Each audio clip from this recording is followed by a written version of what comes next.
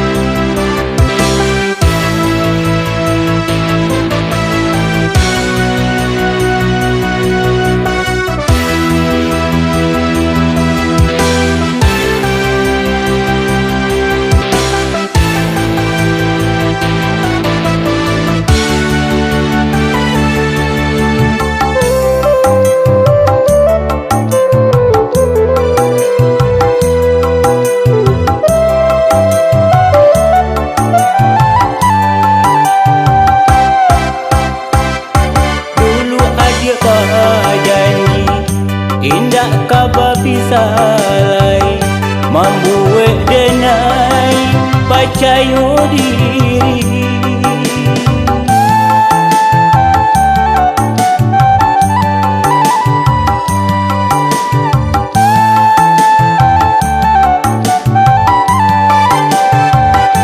Tapi kini tak jadi kabar ke badan diri.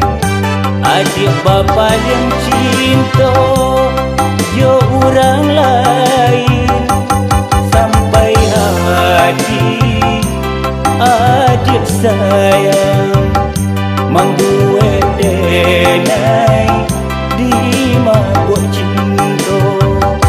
Jika di kana-kana masuk nalai jatuh bahurai si aye matu jika di kana-kana.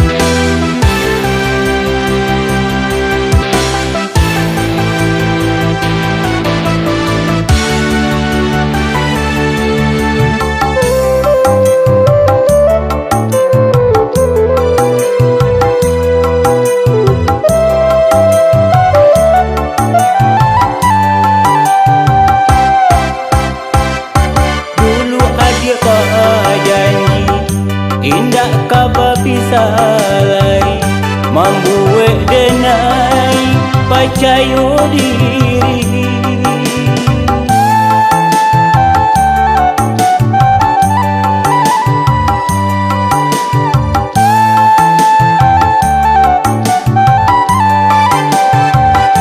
Tapi kini tak jadi kabar ke badan diri.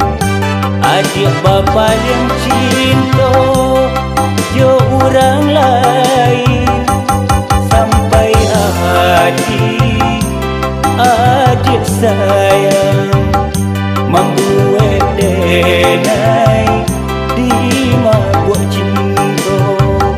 Jika di kana-kana masuk nalai jatuh bahurai si aye matu jika di kana-kana.